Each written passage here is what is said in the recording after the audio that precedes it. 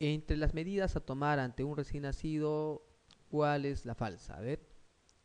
La profilaxis gonocócica se puede emplear colirios, bueno, en la profilaxis, colirios de eritromicina o tetraciclina. ¿Usamos eso? Sí, ¿no? Seguimos usando, ustedes han visto. El problema es que muchas veces nosotros atendemos a recién nacido, lo ponemos a un costado y quien se hace cargo, quién es enfermería y no vemos muchas cosas. Y a veces cuando te preguntan cuánto le voy a poner vitamina K, no sabemos la cantidad.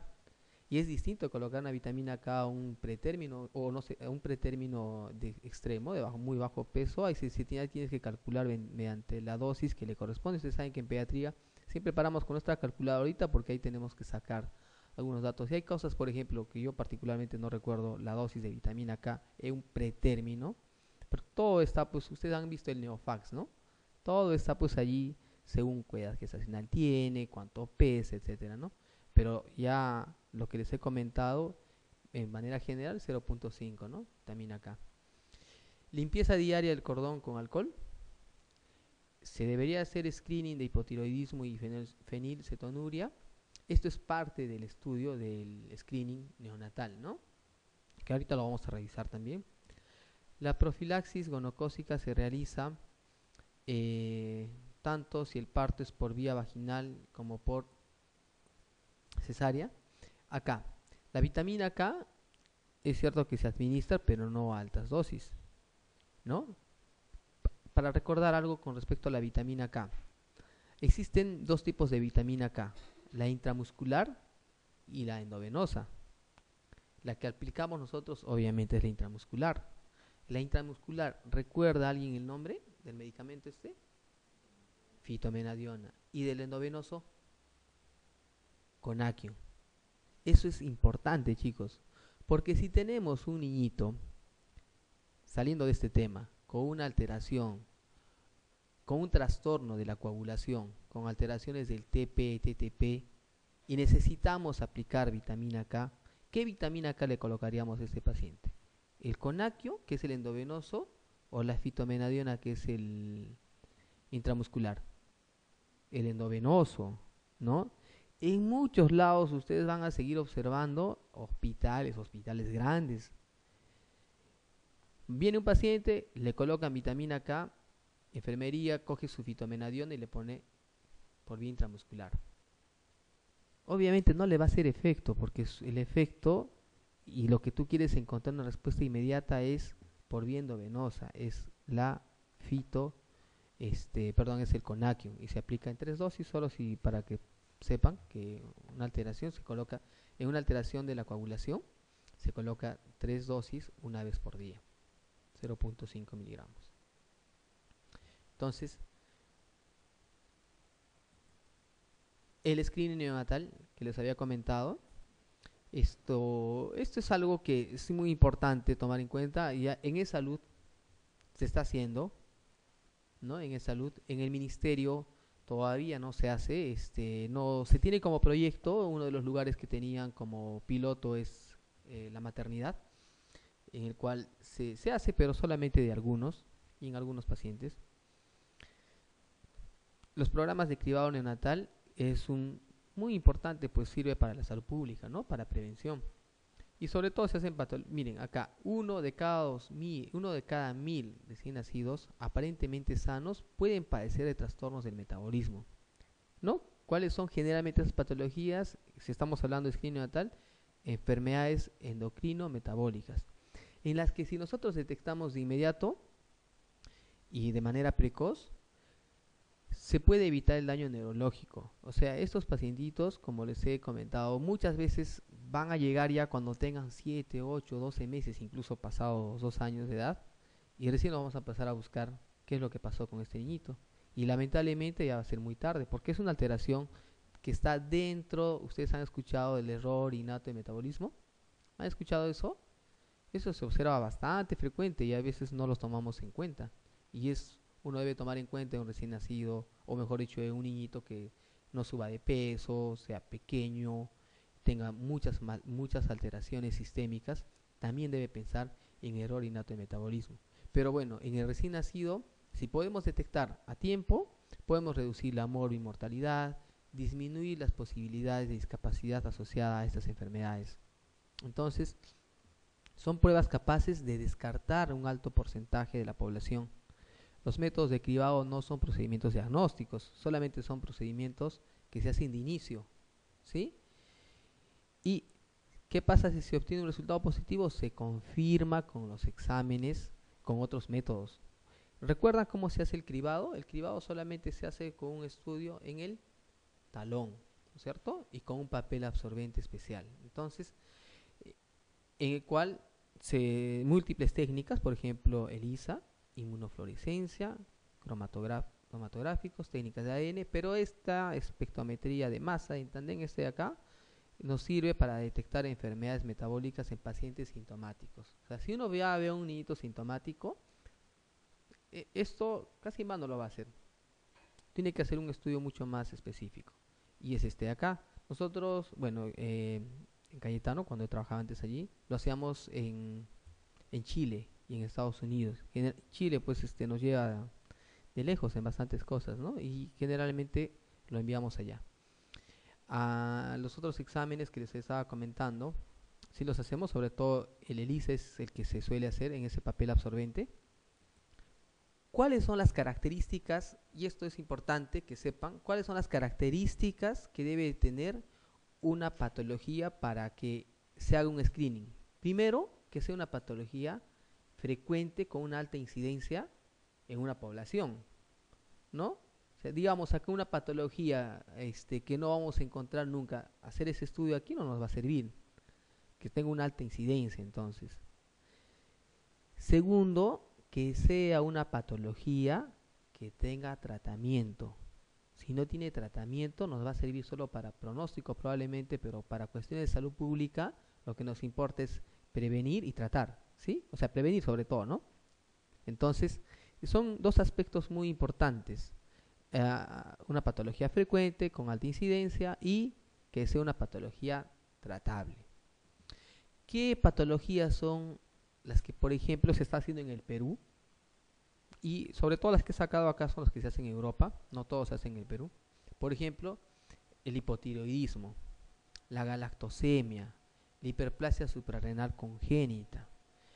La fibrosis quística no se está haciendo en nuestro país, pero se podría, ¿por qué no se hace esto? Porque pues, es una patología que no tenemos mucha incidencia, ¿no?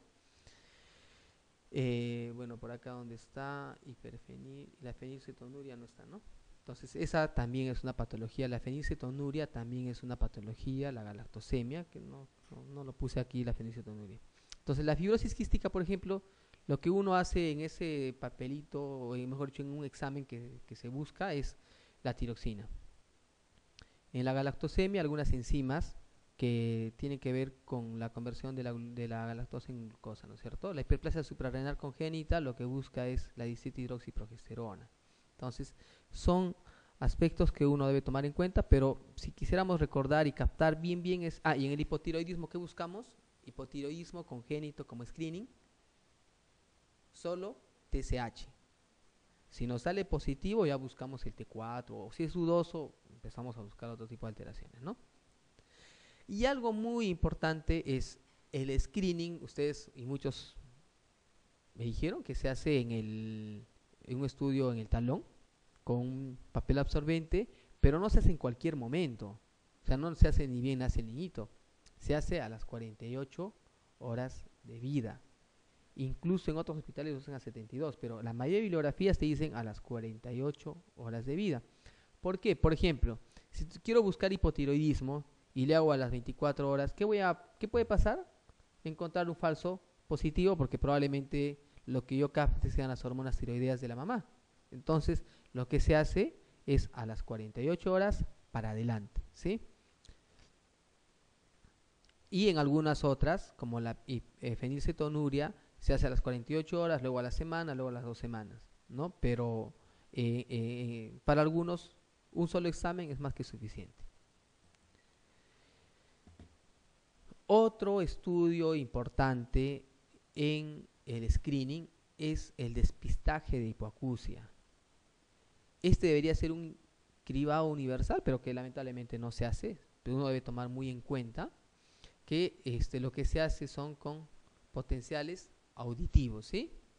El despistaje de ceguera no está dentro de los exámenes de despistajes, pero sí la hipoacusia. La sordera debe definitivamente, bueno, la sordera debe identificarse idealmente antes de los 3 meses y el tratamiento debería comenzar antes de los 6. ¿Sí?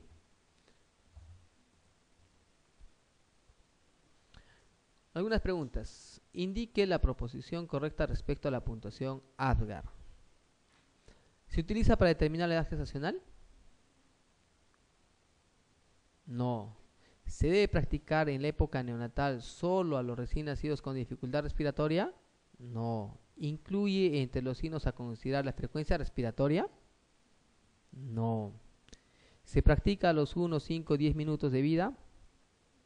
¿Se indica solo para recién nacidos patológicos? No. Entonces, al 1, 5, 10. Normalmente se hace al 1 y 5 minutos, ¿no? Eso es lo que uno suele hacer. Pero uno lo puede hacer 1, 5, 10, 15, 20, cuantas veces sean necesarias. Esto de la frecuencia respiratoria, esto es muy importante porque lo que se toma en cuenta en el ADGAR es la frecuencia cardíaca, no la frecuencia respiratoria. Algunos aspectos a tomar en cuenta en el examen de recién nacido. Este pequeñito nos está haciendo mueca, ¿no? ¿Qué tiene? Una parálisis facial, ¿sí? También es importante ser bastante observadores, ¿no? Yo me quedo sorprendido cada vez que un neurólogo hace un examen a un niño al niño que les comenté que tenía el perímetro cefálico de 48, me parece, y finalmente tuvo una hidrocefalia postraumática. Bueno, uno en el examen neurológico tiene que ser bien acuicioso, ¿no? Darse cuenta de muchas cosas. Y ellos encuentran, pues, una hemiparesia bien marcada, incluso a veces encuentran alteraciones en los reflejos que tal vez ni siquiera lo tomamos en cuenta, ¿no? Hay que ser bastante observadores por eso en la parte de la medicina, ¿no? Otro aspecto que uno debe tomar en cuenta es cuando hablamos de la parte del examen de tórax, es los crepitantes, ¿no? Que se observa cuando hay una fractura de clavícula, por ejemplo, acá en la fractura de clavícula derecha, ¿no? Sobre todo el mecanismo del parto. En cuanto al caput sucedáneo, se caracteriza por todos los datos siguientes, -1. A ver, ¿cuál será la respuesta acá? Tumefacción edematosa difusa de los tejidos blandos de la cabeza que afecta al área expuesta en caso de parto cefálico. Puede sobrepasar la línea media. Puede extenderse a través de los límites de las líneas de la sutura. El edema suele desaparecer entre los 2 y 3 meses. ¿Esto en cuánto tiempo desaparece? ¿Semanas? ¿Quién da más? ¿15 días? Menos, esto hemos visto hace poquito. Menos de una semana, 1, 2, 3, 4 días. Puede durar una semana, ¿no? Pero generalmente no pasa pues más de eso, ¿no? ¿Y cuánto tiempo puede durar más bien un cefalohematoma? Entre 2, 3 semanas, y eso sí puede durar incluso meses, ¿no? El cuero cabelludo, lo que hemos visto, o sea, la piel circundante puede tener alteraciones como pequeños hematomas o equimosis, sí. Entonces la respuesta es aquí, la D, ¿no? Otro. En el diagnóstico diferencial entre el tumor serosanguíneo y cefalohematoma por el sitio de localización en la cabeza del recién nacido, nos orientamos al segundo diagnóstico. Acá es básicamente para colocar dos tipos de patologías que finalmente son las que hemos visto. Tumor serosanguíneo es el caput. Y el cefalohematoma es el cefalohematoma, pues, ¿no? Que hemos visto. Y no se olviden que había dos tipos, ¿no? El superióstico y el subgaleal. El superióstico era el más frecuente. ¿Cuál es acá? Con respecto, acá lo que está buscando es alternativas a favor del cefalohematoma. Que se localice en el tejido celular subcutáneo. No. Ser una infiltración serosanguínea. Localizarse entre el periósteo y el hueso. Sí, ¿no? ¿Qué es una localización suprameningia? No. ¿Qué sería esto? ¿Sería una hemorragia? ¿Subdural o epidural? Epi, pues. Si es supra, es epidural, ¿no? Y bueno, acá vamos a hablar de otra cosa. ¿Localizarse siempre en la región frontal? No. Señale la localización del cefalomatoma fetal. En el tejido, entre el periósteo y el hueso, sí, ¿no? Entre el periósteo y el hueso. Acá coloqué nuevamente esto porque sabía que se iban a olvidar. Cefalohematoma entre el periósteo y el hueso. La hemorragia subgaleal está entre la aponeurosis y el periósteo. Y este podría pasar, miren, podría pasar la línea media por eso. La hemorragia subgaleal. Porque se encuentra por encima del periósteo.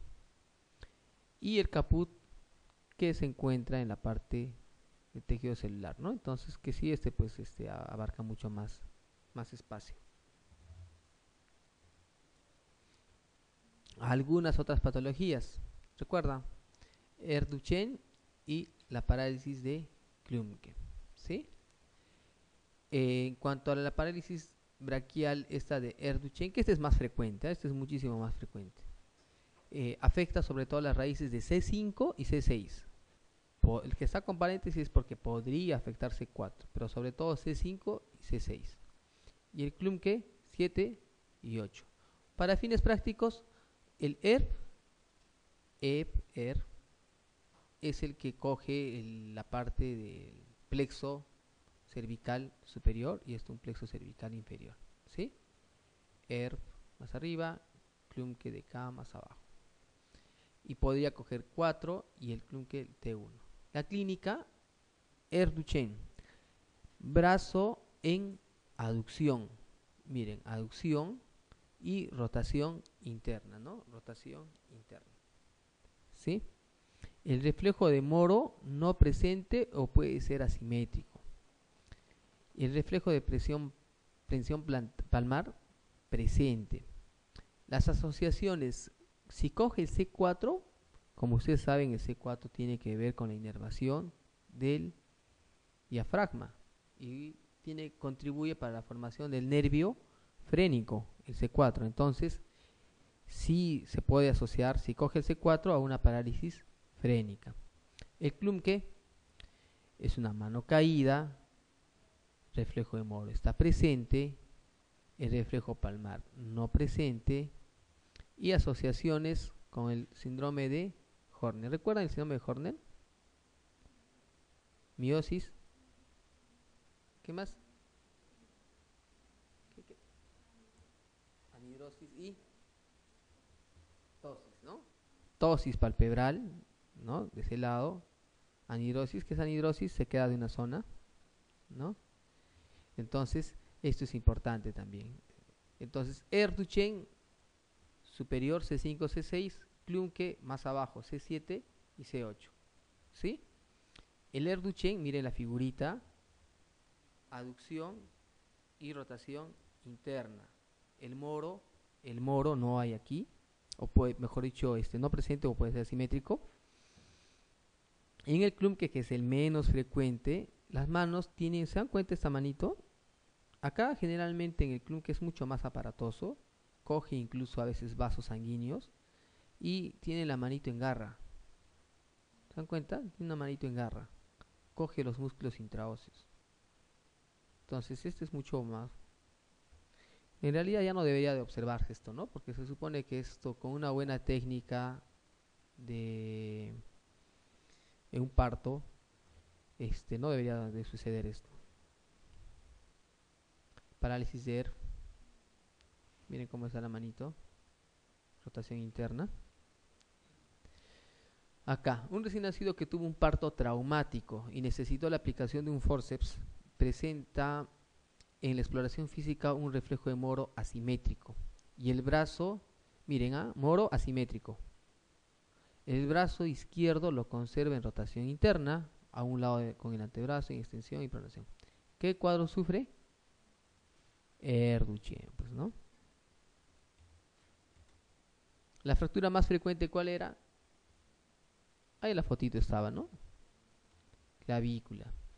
Recién nacido, producto de un parto traumático, presenta la exploración física moro asimétrico, brazo izquierda en aducción, perdón, rotación interna. ¿Qué lesión presenta? ¿Qué lesión va a presentar? Estamos hablando entonces de un ERP Duchenne, ¿sí? Si es un ERP, entonces busquemos lo de ERP. Fractura de clavícula izquierda, fractura del húmero izquierdo, lesión de los nervios C5, C6, C7, C8, no, este sería C7, C8, el Klumpke, ¿no? Muy bien. Entonces es C5, C6, y si se coge el C4, ¿qué va a pasar? Parálisis frénica, ¿no? En relación a la parálisis de Duchenne, señale lo correcto. Lo correcto. Lesión al C7, C8, no, este es el Klumpke. ¿Es la forma menos frecuente de lesión del plexo braquial? No, más bien es la más frecuente.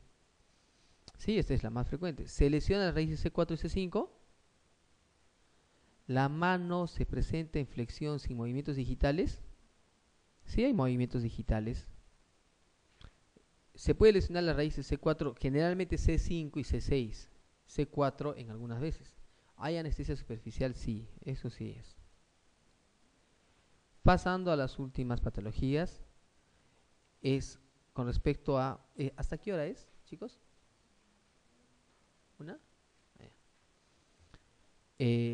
Con respecto a la otra patología, es la policitemia neonatal. ¿Hasta allí alguna pregunta?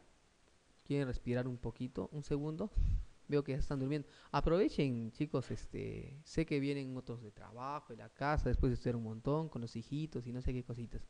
Pero mientras vean fotos, creo que uno debe aprovechar mucho la parte de la memoria visual, ¿no? Uno cuando ve fotitos recuerda mucho. Entonces, y traten de sacarle el jugo, pues, esas 3 horitas que se están, estas 2 horas que se vienen desde tan lejos para poder estudiar, ¿no? Y les sirva de mucho. ¿Cuándo va a ser el examen? No hay fecha todavía. Pero este acaba la residencia de este grupo acaba en junio, entonces empieza en julio. Entonces probablemente sea los primeros días de junio, ¿no? Quincena de junio. Ah, ya. Bueno, hay varios lugares para hacer especialidad. Un buen lugar es Cayetano. A ver si pueden ahí. Es interesante, es un poco más fácil. Pero es bueno. Ustedes saben que San Marcos tiene bastante gente que se presenta y el único problema es que tiene muchas sedes y cuando hay muchas sedes se disipa la parte de la enseñanza. ¿Me entienden? En cuanto a algunos otros como por ejemplo Cayetano, casi todos lo hacen solamente en Cayetano. Casi todo en Cayetano. Entonces los docentes son de Cayetano, son los profesores de Cayetano. Obviamente las otras de San Marcos es también muy buena, ¿no? Dependiendo de las sedes. Para eso tienen que leer bastante, chicos. ¿Alguien va a hacer pediatría? Nadie. Neonato, peor. Cada vez que veo un neonato parecen extraterrestres, ¿no? De verdad, yo siempre digo a la mamá, lo primero que debe preguntar a una mamá es, señora, es primeriza, porque te preguntan lo que les he dicho de verdad, te preguntan, doctor, tiene un huequito en su cabeza. Y siempre viene ¿con quién viene la mamá? Con la abuelita, pues. Y la abuelita es la que te empieza a preguntar y preguntar. Y yo le dije. Y siempre se mete, ¿no? Bueno, continuando entonces. Policitemia neonatal es otra patología bastante frecuente. El hematocrito se caracteriza porque el hematocrito es mayor a 65% o con una hemoglobina superior a 22 en una muestra de sangre venosa obtenido al menos 2 horas tras el parto. O sea, no puede ser antes. Cuando uno hace un examen, como ustedes han visto, mucho de neonatología es una especialidad bastante interesante porque tiene protocolos. Es de las especialidades que tiene más protocolos. Y mucho se rige esto por la fisiología de recién nacido, ¿no? En ellos pues es casi todos igual. En un adulto ya las cosas cambian, ¿no? Por distintas distintos factores, pero aquí es casi todo igual. Entonces, para diagnosticar policitemia, el examen se hace a las 2 horas. Esto es por una curva. Digamos que esto sea la basal. Un niñito nace con una hemoglobina, sube hasta las 2 horas, el pico máximo es 2 horas. Esto se mantiene unas 6, 8, 12 horas y luego va bajando. A las 24, 72 horas llega a un valor. Entonces, uno para diagnosticar policitemia tiene que tomar este examen a las 2 horas. El hematocrito mayor a 65%. ¿Cuál es la patogénesis? Son varias, por ejemplo, hipoxemia crónica. Una hipoxemia crónica es pues como una persona que vive en la altura, ¿no? ¿Qué hace? Tienen hemoglobinas mucho más altas para poder compensar. Un recién nacido pequeño para la edad gestacional, un hijo de madre hipertensa, hijo de madre diabética, un recién nacido postérmino, o sea, aquellos grandecitos, o viejitos, mejor dicho, tienen también policitemia. Transfusión placentofetal o transfusión feto-fetal en gemelos, ¿sí? Entonces, las más frecuentes es la hipoxia crónica intrauterina, ¿no? Algunos otros niñitos, por ejemplo, se ha observado en niños con síndrome de Down. En ellos, sí o sí, tú les tienes que hacer un examen a las 2 horas. Y peor si este niñito es grande. Y una de las patologías, que es la ictericia y la policitemia, van juntos en un niñito con síndrome de Down. O sea, es bastante a veces difícil diagnosticar una ictericia y una policitemia. Y tratarlos es más difícil todavía. Y si vas a tratar una policitemia, hacer la extracción de sangre es bastante difícil en un recién nacido con síndrome de Down, porque su sangre es bien viscosa. En cuanto a la clínica, esto es importante porque uno va a tener que determinar si a este paciente le hago tratamiento o no. Y va a depender si es sintomático o no. Y si es sintomático tenemos que saber cuál es la clínica. Generalmente la clínica es un paciente letárgico, con pobre alimentación, irritable, puede hacer apneas, convulsiones. A nivel metabólico puede hacer alteraciones hipoglicemia, hipocalcemia, ¿no? A nivel hematológico, trombocitopenia. A nivel renal, alteraciones, ¿no? A nivel cardíaco ustedes pueden ver distintas. Pero lo que más generalmente uno suele ver es sistema nervioso central letárgico, pobre alimentación, y a nivel respiratorio el paciente sin ningún tipo de alteración a nivel pulmonar está taquipneico, ¿no? Entonces, estas son cosas que uno tiene que tomar en cuenta. O el paciente, basta que un paciente con policitemia esté hipoglicémico, es un paciente sintomático. Entonces, se dan cuenta que es importante tomar la glucosa en estos recién nacidos. Entonces, si en dermatológico, pues si está pletórico por completo, es un paciente que obviamente necesita un tratamiento, ¿no? Y en algunos casos, como la sangre es tan viscosa, ¿qué va a pasar? Una enterocolitis necrotizante, puede tener hepatomegalia o esplenomegalia. Entonces, son pacientitos, como un caso clínico, letárgico, que la mamá te dice que no lacta mucho, lo examinas y está taquipneico. Generalmente es taquipneico. Ustedes saben que un taquipneico es aquel que respira rápido, y polipneico que respira rápido más un trabajo respiratorio importante, ¿no? Con tiraje subcostal, intercostal. Entonces, generalmente esos pacientes son básicamente taquipneicos.